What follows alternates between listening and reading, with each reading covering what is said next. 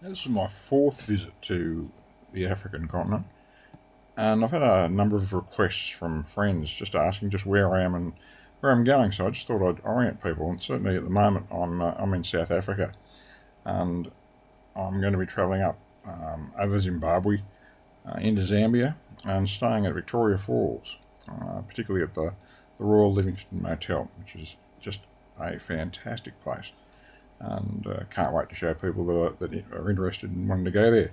For the last 5 days, I've been staying in Kruger, and around the edge of the Kruger National Park, there are a number of concession areas, and the one I was staying at was the King's Camp.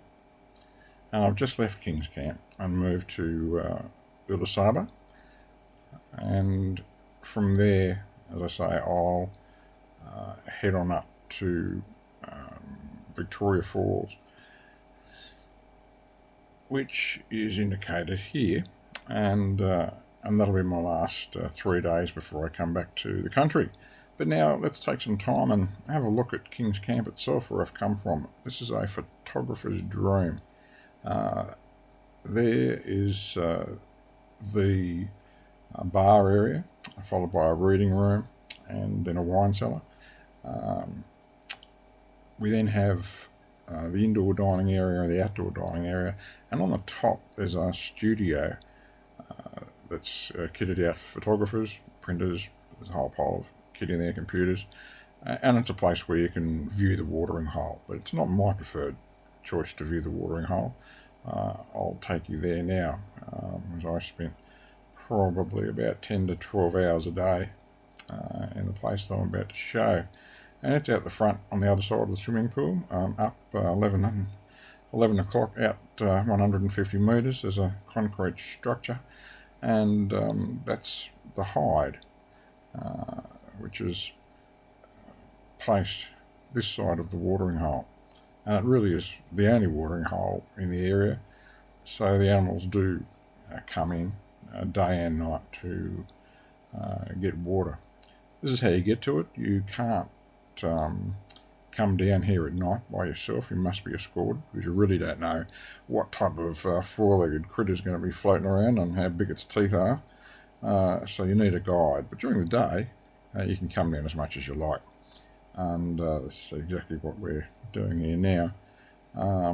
We'll make our way into the entrance, and to be honest, I haven't been able to find another place like this for photographers in South Africa. I'm sure they must exist, but this is certainly one that I identified, and as you can see here, it's very, very comfortable. It's air conditioned, and off to the right we have a small desk and telephone where you can call for bar snacks and anything you want, really. A view off to that side of the watering hole, and then we look out over the watering hole itself. And I'll just take the time now to plonk my cameras smack bang in the middle here, and then just show you the left hand side, which has got the really essential stuff like a bar fridge and coffee and what have you. Let's not worry about the coffee too much. The bar fridge is good. And then we've got another TV which shows all four areas. And then from there you can get long truly kitted out and settled in. And as you can see, it's been a long, hard day, because I've certainly seen better days. But you can focus on the smaller critters and then zoom in. They hang around like that for about 5 or 6 hours a day until they get interrupted. And speaking of getting interrupted, if we look now at the video screen, we can see that immediately behind the water hole there's impala, and then up to the top left there's a whole pile of elephants coming, and that's what we're about to hear and see now.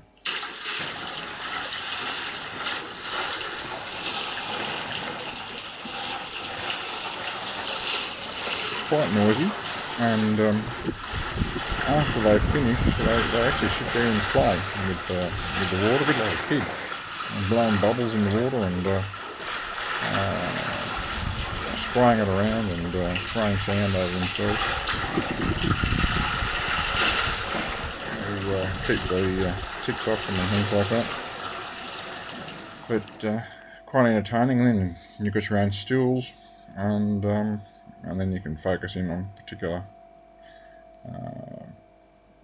points of view that you might want.